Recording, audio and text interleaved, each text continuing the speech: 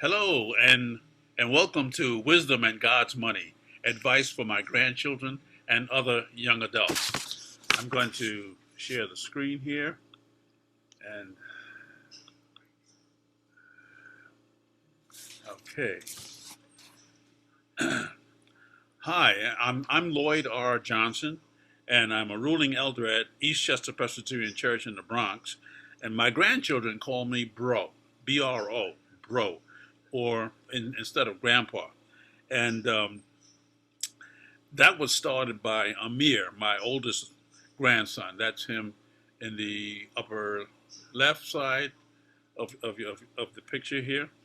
So we're going to get started. Let's open with prayer.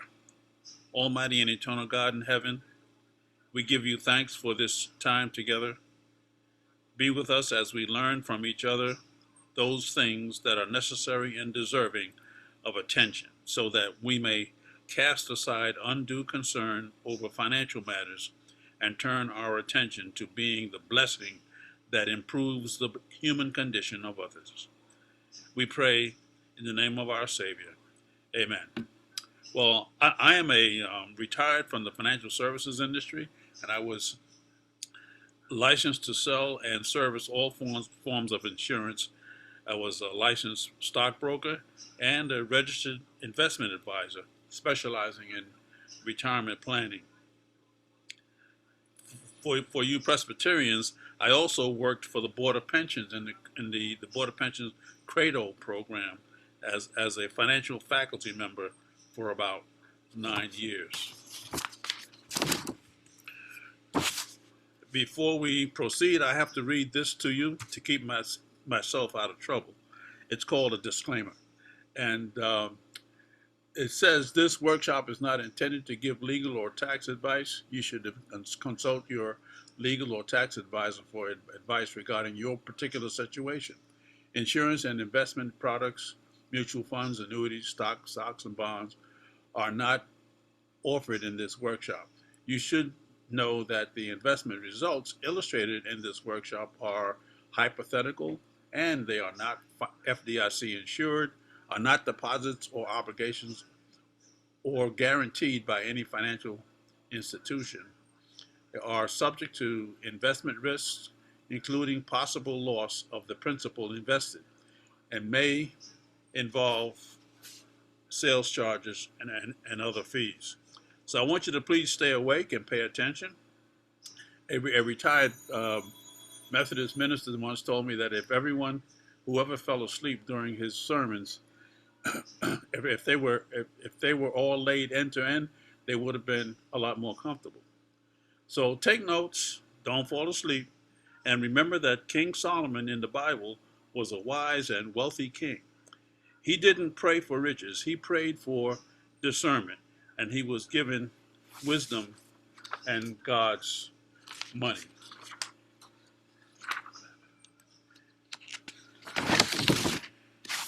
We, we want you to always remember these three things. We don't own anything in this world. God owns 100% of everything, and we are stewards. A steward is a person who manages someone else's property or financial affairs. And God has put many things in our care, custody, and control, but He has never transferred ownership. So what you call your money is not your money. It's money God allows you to hold on to for a little while until it's time to pass it on. It's like when you take your clothes to the dry cleaner, and your clothes are now in the care and custody of the dry cleaner, but they don't belong to the dry cleaner. And you are coming back for them, and you expect them to be in better condition than when you left, cleaned and pressed. So this workshop's experience is built around stewardship. It's not about prosperity. It's not about poverty. God wants us to take care of His creation, and that includes yourself and each other, especially each other. Amen?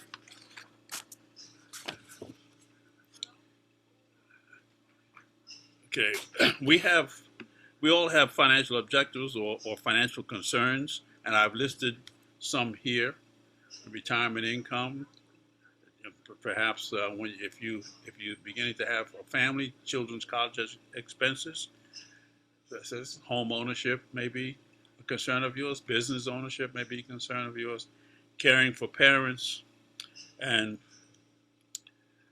reducing debt,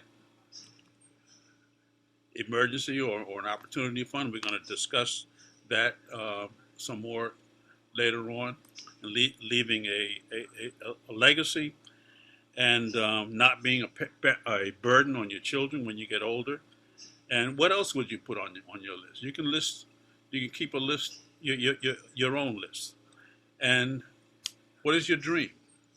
What do you dream about? What wakes you up in the morning?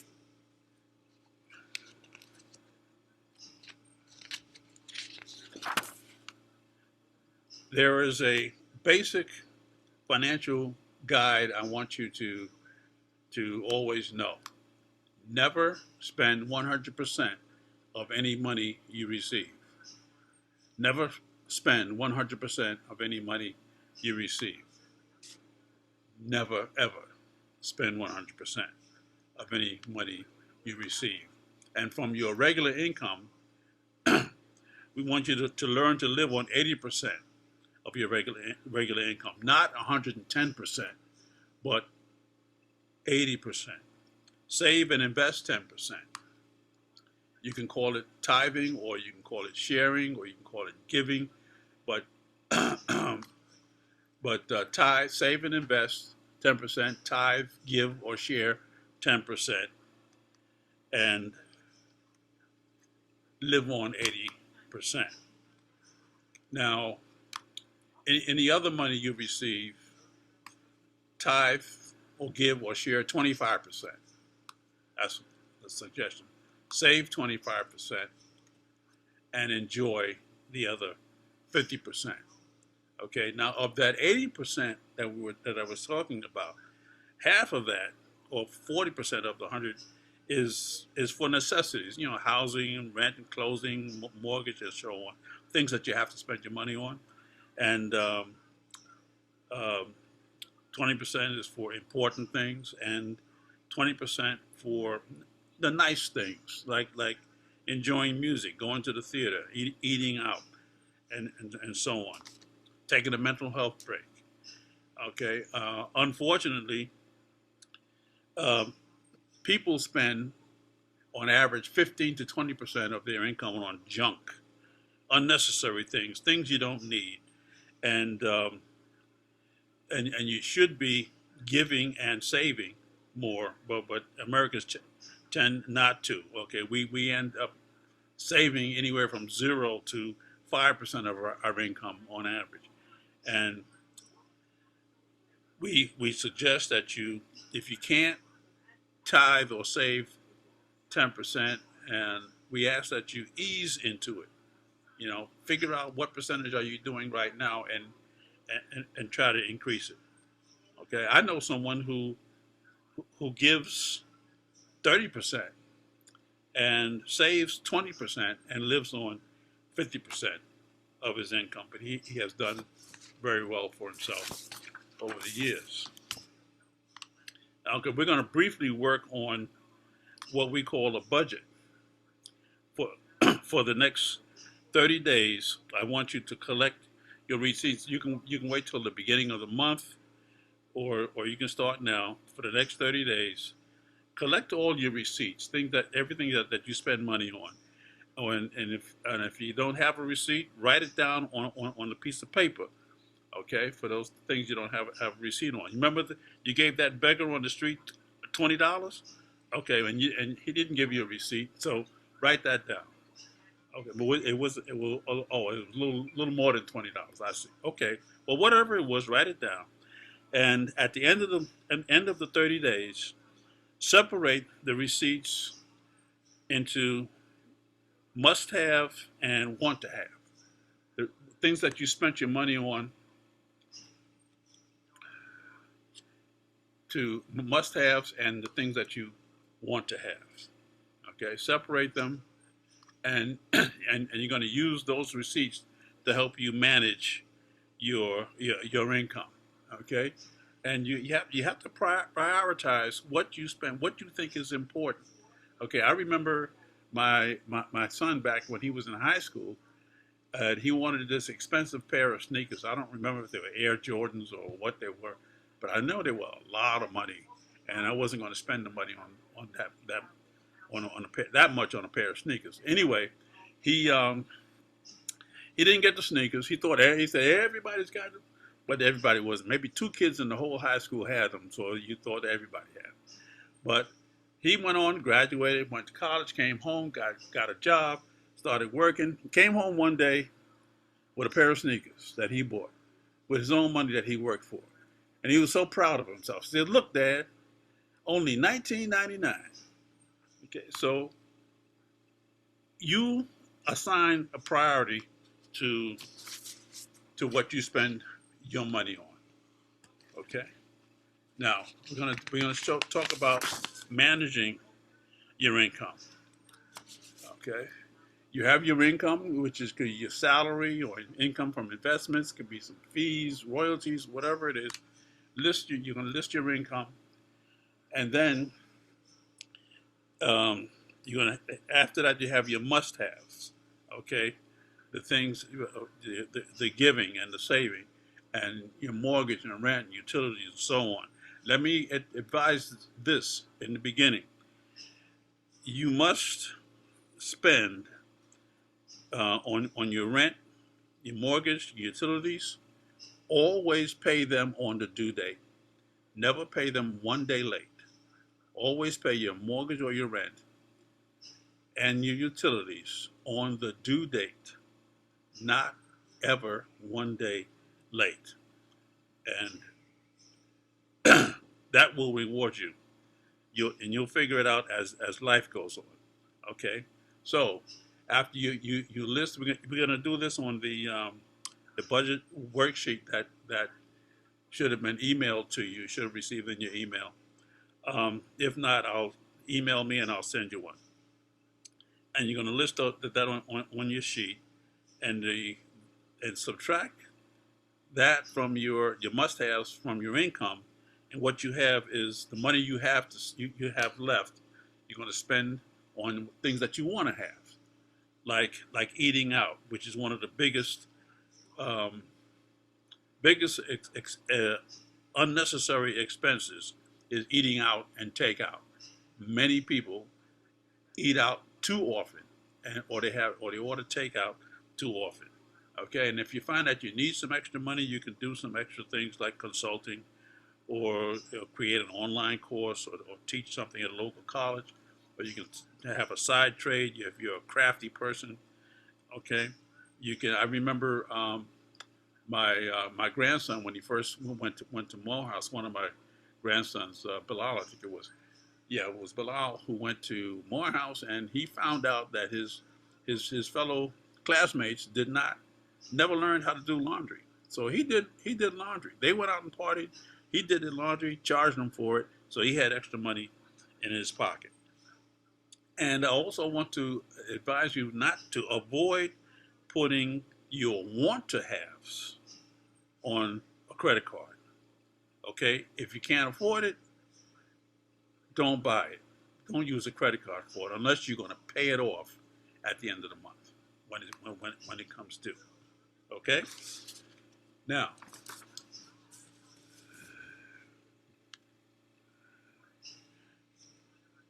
I'm going to talk about credit and credit scores. Credit scores are important. And credit is important. A good credit score is 800 or more. 740 to 799 is a very good credit score. 670 to 739 is good. Below that, not that good.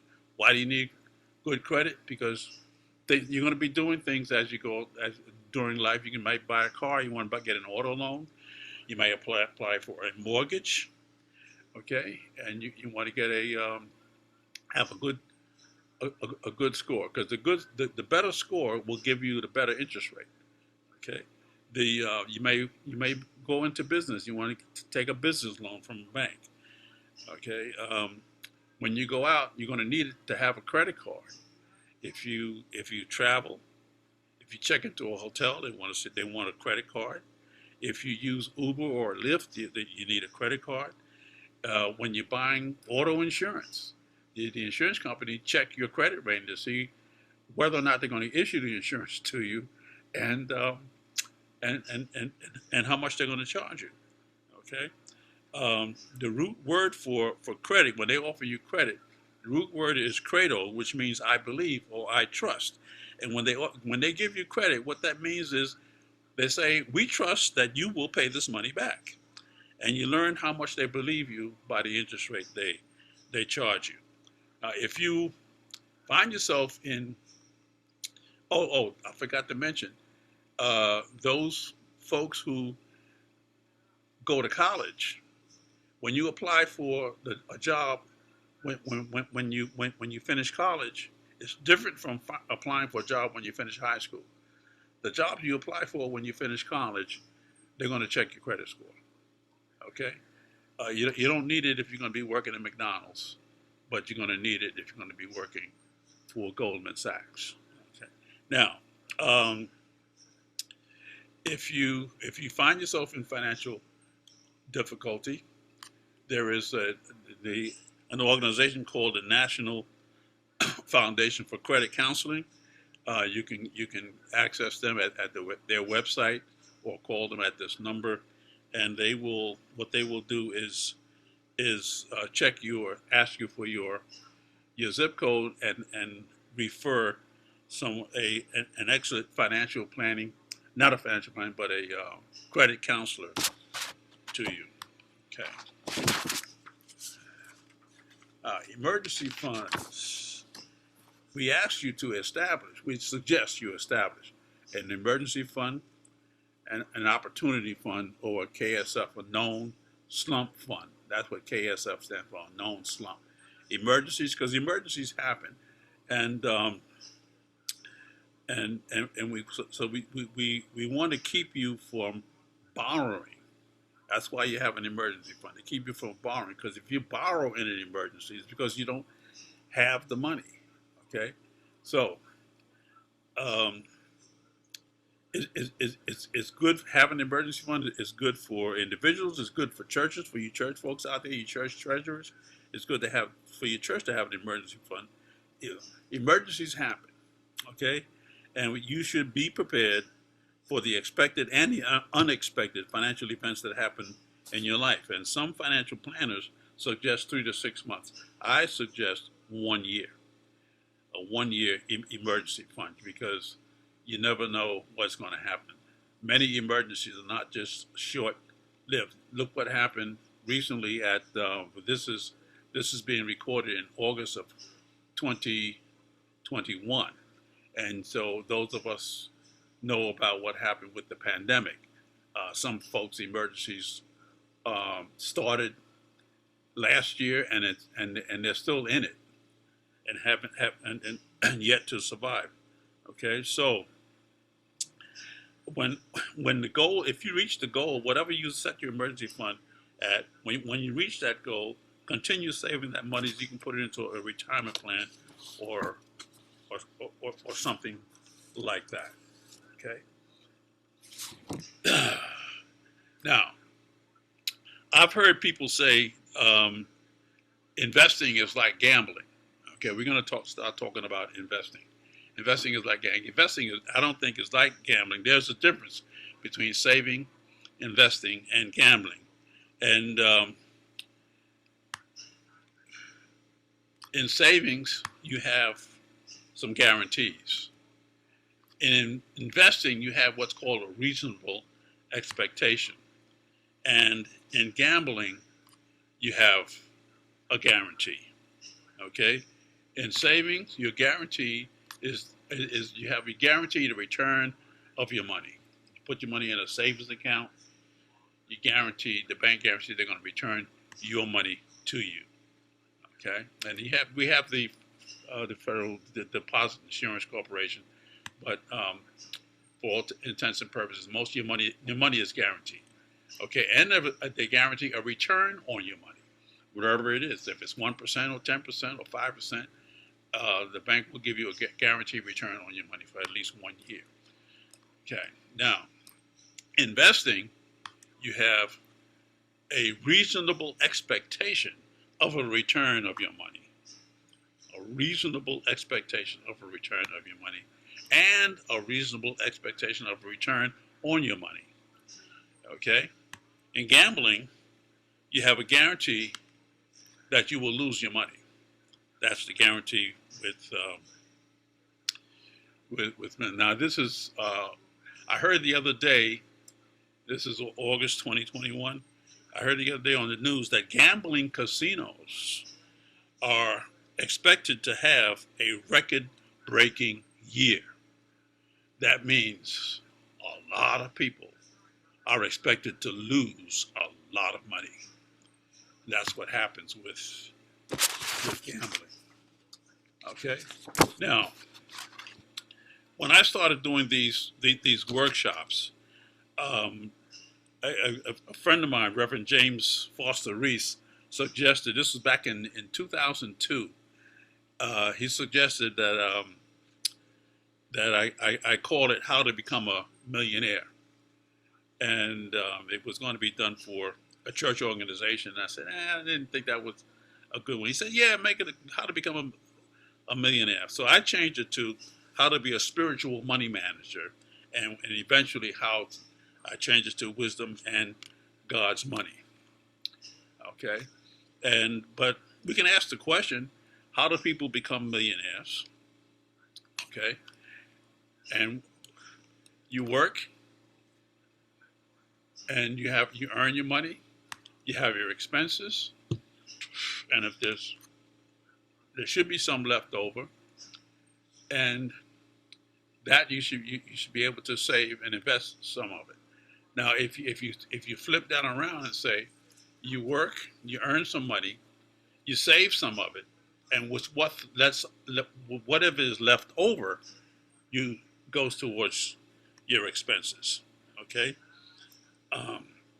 But remember Proverbs chapter 23 verse 4, don't wear yourself out to get rich. Okay. But if you want to know how people get rich, it's because their money works for them. When you invest, that's your money working for you. Okay? If you could save or invest $500 a month, how much money would you have in 35 years? How much do you think you would have? Well, the answer is, it depends on how much of a rate of return you got, how much interest you earned, or the rate of return you got on the investment. For example, if there was zero return on your money, you in 35 years you would have saved $210,000. Okay, and that's what you would have.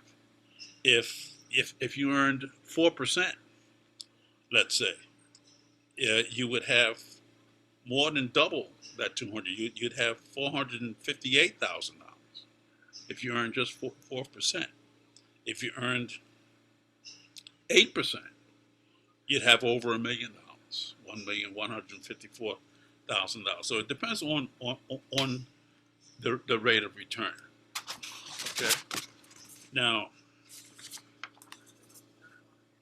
how money grows over time, and the wisdom of starting early. Excuse the noise, but I added some noise to this particular slide years ago, and we'll just have to deal with it. Investment. Let's say you made an investment deposit, began from age 22 when you graduated from college, and you did it just for 9 years, okay, until age 31, and then you stopped. And let's say you invested $2,000 a year for 9 years. That's a total of $18,000 invested. And then you stopped and didn't invest anymore. At 9%, let's say you did very well in the stock market and you averaged 9%. By age 65, you'd have $531,000. $531,625. Okay. Now, suppose instead of at age 22, you waited until age 31 to start saving, and you did that all the way through to age 65. You didn't stop, and you did $10,000 a year for 34 years. That's age 31 to age 65. You would have saved a total of $68,000, or invested a total of $68,000. At 9%, the amount you have available will be $429,000. $429,422. So that's the wisdom of starting early. Okay? Between and what this is what I call typically women and God's money. And the second scenario is typically men and God's money, because both will graduate from college and they're both age 22, and women will start saving their money, and men will start spending their money trying to impress the women. So that's what happens. I suggest everybody, as soon as you can, start saving as early as possible. As early as possible. And that's why I said never spend 100% of any money you receive. Okay? And time, as we saw in the previous slide, time has a money value, has a dollar value. And Aristotle once said, "Well begun is half done." So what I want you to do, young folks, is be prepared when opportunity comes. Okay? Be prepared financially, educationally, relationally, and locationally. Okay? Each day when you delay getting started, you are one day closer to never doing it. Okay? So be prepared financially, and we mentioned emergency fund and opportunity fund earlier. We want you to be prepared educationally, waiting to start college or waiting to get your master's degree or your doctoral degree or a special license or a special certificate could cost you money, okay? Not having the degree prevents others from hiring you in any particular position. And here's a general fact. The higher your education, the more money you will be paid. The higher your education, the more money you will be paid. Just sometimes it's just a matter of you learn how to read, okay, and from that you learned other things. You learn how to read, you learn how to count. Back in 1984, a couple of black comedians auditioned for Saturday Night Live, and one of them was called back for a second audition and interview, but he didn't show up. He didn't go back. Okay, he was embarrassed that he couldn't read very well, and he was afraid they might give him something to read, and he would feel embarrassed. So he didn't go back. He didn't show up. So what did they do? They called they called the number two person, the second person, and he got the job. His name was Eddie Murphy. Okay, and we want you to be prepared relationally, and that has to do with networking. That has to do with, as it says in Proverbs 13:20, it says, "Walk with the wise and become wise, for a companion of fools suffers harm." Okay, so I want you to associate with people of integrity and be a person of integrity yourself. Okay, and also locationally, being in the right place at the right time, and something we talked about in Credo, being in the place of most potential. Write that down somewhere. Be in the place of most potential, and I want you to figure out what that is. Okay, Luke chapter 12, verse 35 says, be dressed, ready for service, and keep your lamps burning. And be prepared financially, educationally, relationally, and locationally. I just want to review briefly some of the most popular retirement plans in education. The IRA stands for Individual Retirement Account. And if you open an IRA these days, you should open what's called a Roth. There's a traditional and there's a Roth IRA. Okay. Traditional IRA, you put your money in and you can deduct it from your income so you don't pay income tax on it. And when you retire, you start drawing the money out and you pay tax on it at that time. And if you touch the money before age 59 and a half, then you'll have to pay a penalty for any money you withdraw. And with the Roth IRA, the money is put in after tax, so you don't deduct it from your income tax. And when the plan is 5 years old and you are age 59 and a half or older, you start withdrawing, and anything you withdraw is income tax free. Okay, the money you put in is always income tax free, and you can always withdraw that without penalty. But all of the earnings are tax deferred until they're 5 years old and you're age 59 and a half. Then it comes out tax free.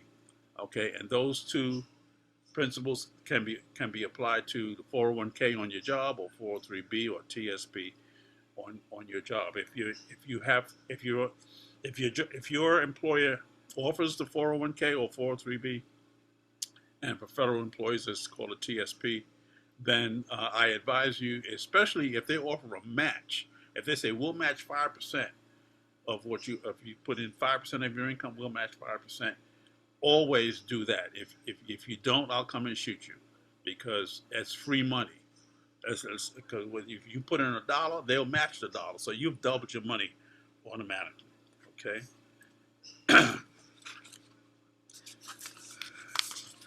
Taxes, pretty much, not always, but they kind of control the decisions we make. Okay, and I like tax free. Okay, but monies can be tax deferred. You can put money into a traditional Roth or 401k or so on, and it's taxed later, so it's tax deferred. And some things some things that we do with our money are tax favored. You might get a tax deduction, or no sales tax, or something like that. And then you have tax free, like I explained in the with the Roth IRA or the Roth option in your 401k. Okay.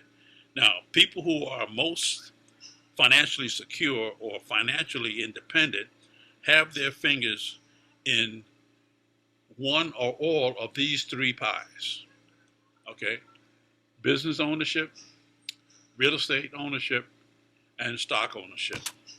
Okay. And let's take a closer look. Business ownership.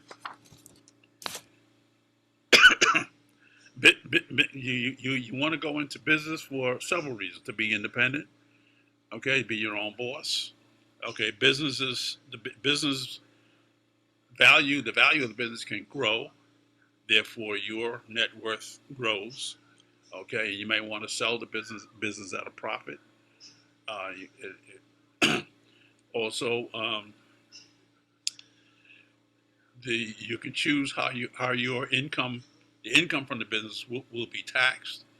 Okay, you can, based on whether you're a sole proprietor or partnership or limited liability company or C corporation. And those things, there are people, there are attorneys and business consultants who can help you determine which you should do. Okay, and that's just some of the reasons. I'm touching on a few things here. You're going to have to do some research on much of this. Okay, real estate ownership. owning your own home, you build equity in the beginning. If you didn't pay cash, you went to the bank, you may have put some money down, so you own a piece of it, and the bank owns most of it. But as you pay off the mortgage, you own more and more of your house, and eventually, when the mortgage is paid off, it's you own the whole thing. Okay, and there are tax advantages to owning your own home. If you can't buy your own house, you can look into maybe a condominium or a co-op, um, because there are tax advantages as far as real estate tax and capital gains when you sell. Or if you sell your own home, there's no capital gains tax on the sale of your personal property. If of your personal residence. Okay, there are other. If you own other real estate, the same thing. You can build equity. You may want to buy real estate as rental income. Okay, buy an apartment building or and so on, and but there is capital gains tax on the sale of appreciated property, and it's less. Generally, it's going to be less than income tax. That's why people go get involved with real estate, get involved with going into business. Okay. You can own stocks. Ownership. It gives you part ownership in a corporation. Okay. When you own a share of stock, you own a share or a piece of that business of that company, that corporation. When you buy bonds, what you're actually doing is lending money to the corporation or to the government if you're buying government bonds, state or federal, state or municipal bonds. Okay. Another way to buy securities like stocks and bonds is through mutual funds or through exchange traded funds, which is similar to mutual funds. Okay. These are, like I said, I'm giving you just some superficial information, and you're going to look these things up as time goes on. Let me show you why people invest in the stock market. Okay, if this illustration shows what happens if you invest $1. On January 1st in 1926, and you left it there until the end of this past year, December 31st, 2021. Okay?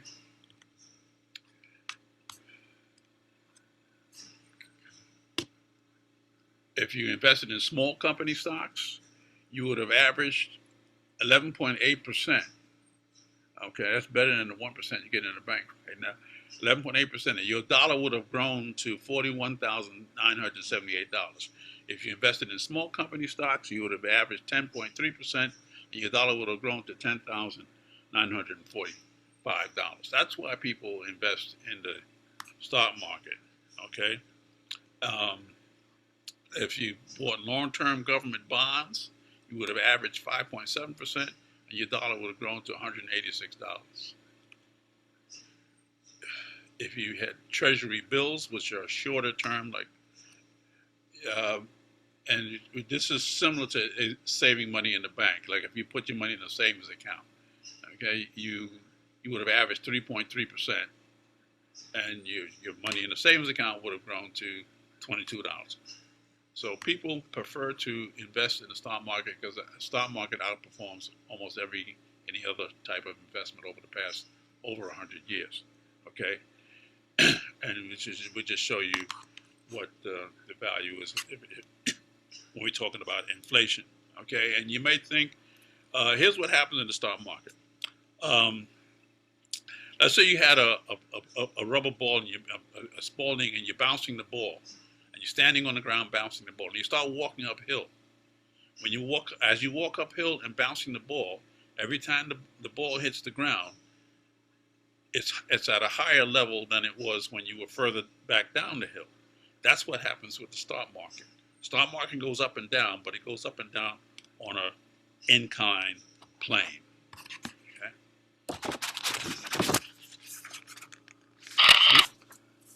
Mutual funds. Mutual funds is a large number of people with a common goal, and they purchase shares in a mutual fund, and the investment manager of the fund invests in the stock market, and they buy a portfolio of securities, and you own shares of the fund, and what happens depends on the performance of the fund, the stocks that are in within the fund, whether the value increases or decreases. Okay? And they're priced at the end of the day. And if you want to take some money out, you can sell at whatever the net asset value is at the time you wish to sell. You can. I'm going to give you some places where you can check to learn more about mutual funds. Okay, we're gonna talk about investing in mutual funds. Most mutual funds try to beat the index funds, so beat the indexes. So my suggestion is, until you learn more about investing in mutual funds, the best thing to do is to invest in the index funds, in index mutual funds, index exchange traded funds. And for those of you who would like to investigate some more, invest in the ESG, do ESG investing. That's socially responsible investing. You can look that up. The E stands for environmental. It's companies that are concerned about the environment and are doing something about it. You may want to invest in companies like that, and those that are socially responsible, have ethics and so on, and those who are responsible governance-wise, how they govern themselves as a company, are they fair to their employees as far as income is concerned. Okay, so and ask your advisor when you're getting ready to invest about taking a risk tolerance evaluation to see whether or not you can stomach being in the stock market. Okay, the S&P 500, Standard & Poor's 500, is an index of growth companies, of large companies mostly, and like I said, most mutual funds want to outperform the S&P 500, and there are those who want to invest in small company stocks. You remember the slide I showed you with the ones that made the most money with the small company stocks? That would the Russell 2000 is the index that mirrors that classification. So you might want to invest there. The Dow Jones Industrial Average is actually only 30 stocks. When you hear them talk about the stock market going up, the stock market going down, they're looking at those 30 stocks, and if a few of them just a few of them can move the market in one way or the other. And the last thing I have listed there is the NASDAQ, the National Association of Securities Dealers Automated Quotient. That index represents about 2,900 stocks. That's a broad index. Okay, so you can talk to whatever financial advisor you think. I'm going to mention a couple of mutual fund companies here, and towards the end, Fidelity. Here we have Fidelity, Vanguard, T. Rowe Price. Ariel was founded by John W. Rogers, an African American, back in 1983, and it's the largest minority-owned or minority-run mutual fund company. And Calvert Investments sort of pioneered investing in social responsible investing. Okay. Protecting your assets. We suggest you get professional advice as far as insurance is concerned, and protecting your business. You need professional attorneys, insurance people, financial advisors, and so on, because there's going to be losses to your business. There could be losses to your personal property. losses to your business and business property. And the solution is to have insurance, personal property and casualty insurance for your auto, home, and even if you are a renter, for your personal property, because um, the building owner has insurance on the building, but you have to go out and get your own insurance for your personal property in your apartment. And there's also personal liability. Some people call it umbrella liability, in case you're liable for the personal injury or property damage of others. And also the same goes for insurance as far as your business is concerned. Okay, and your ability to to earn an income or produce an income is your most important asset. Okay, and you could lose your savings and investments due to a prolonged illness or injury, or a judgment against you in court. Okay, you may get sued. You can lose your income due to a prolonged illness or death. Your family loses your death. Your family loses your income when you die. When your heartbeat stops, your paycheck stops. Okay, and you also lose income due to a loss in your business. Okay, now, this I showed you before. You work, you earn, you save, and invest, and if your monthly earnings is $4,000 a month, and your monthly expense is $3,500, and you save or invest $500. Let's say your investment grows over 35 years to $900,000. That's what could happen. Okay, and I'm looking at if you're 30 years old now, and you earn, let's say, 7% compound return over 35 years, you'd have $900,000 at the end of 35 years. But what happens to your nest egg when tragedy strikes? Your savings and investments would suffer. Okay, if you had that you had that $900,000 goal, and your income stops, and your savings would run out eventually. After 5 years, your savings would run out after a year. If you've been saving for 5 years, investing for 5 years, and you're earning 7%, whatever you earned after 5 years, if a tragedy happened, what you have saved or invested and would have grown to would run out in 1 year. After 10 years, it would run out in 3 years. If tragedy struck after 20 years, it would run out in 9 years. Okay, the solutions. We have solutions. Disability income insurance. Okay, protects your ability to earn an income. Disability income insurance.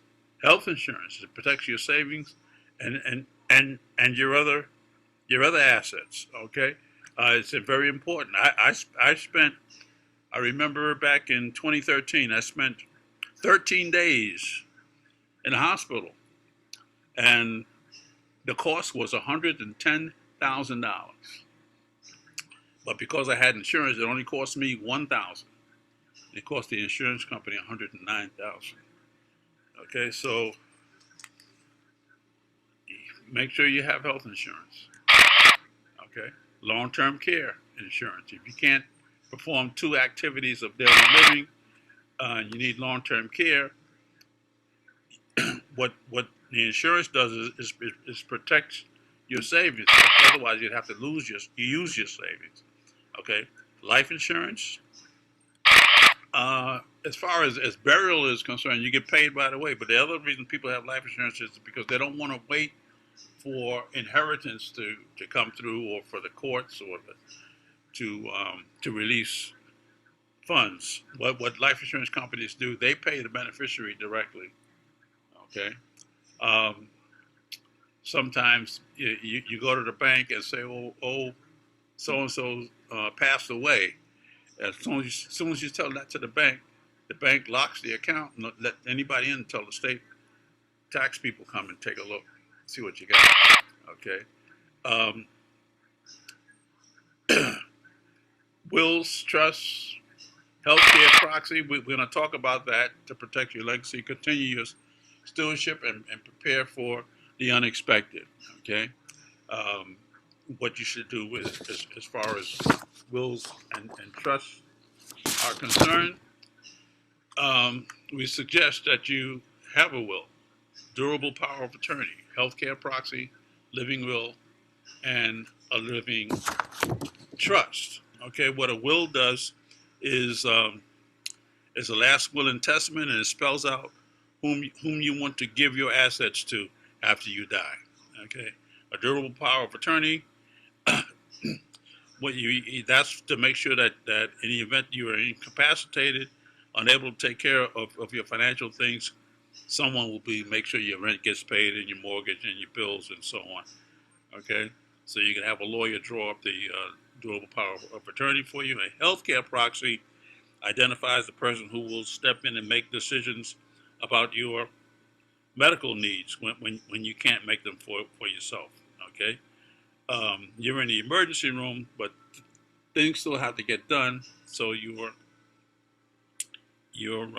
person you name in your healthcare proxy will help with that. A living will it's not a substitute for a last will and testament. In some states, it's called an advance directive for medical decisions. And the living trust. Living trust is a document that or that's created during your lifetime, where you designate whoever the trustee to be responsible for managing your assets after you are gone. Some people have a will and a living trust.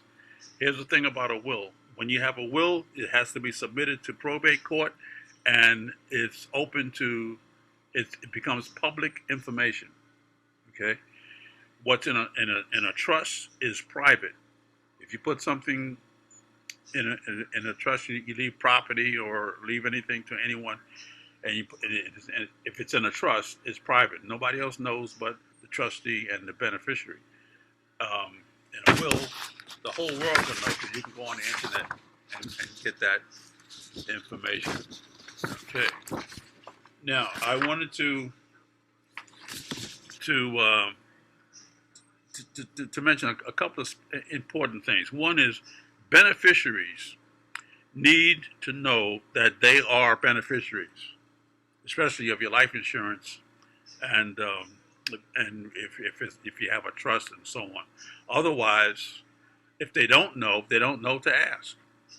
You know, so always let your beneficiary know that they are a beneficiary, and what your policy numbers are, or account numbers, and so on.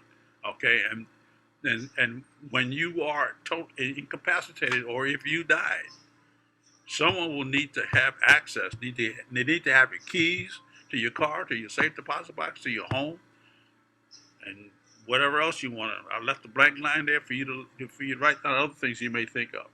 Somebody needs the passwords to your computer, to your mobile phone, to your accounts, or your PIN, personal identification number for debit and credit cards. Okay, um, unless your debit and credit cards are in somebody else's, or in your name and another person's name, you're the only person that's responsible for them. Okay. Um, so somebody needs your account numbers.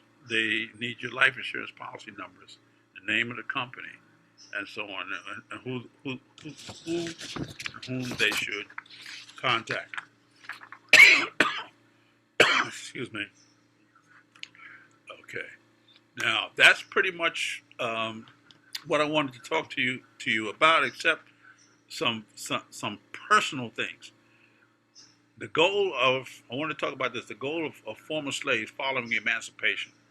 What do you think the goal was?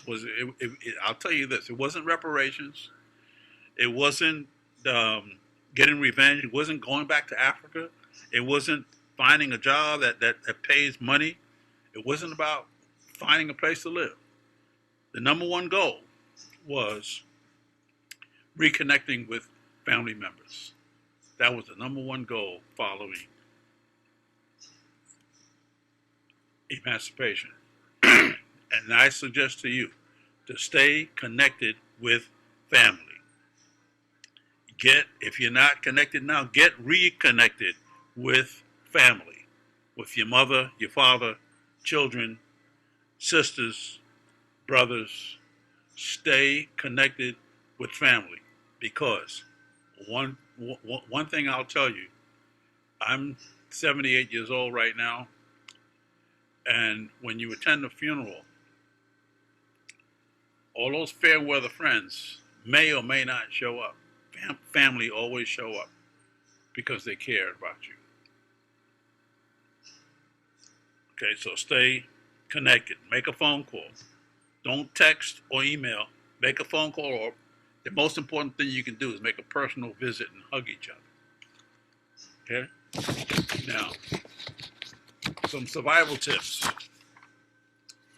Then I'm almost done. For gentlemen of color, carry a book in your hand when you're out on the subway, walking the street. Black men appear less threatening carrying a book. And for everyone else, always carry a pen or something to write to write with. A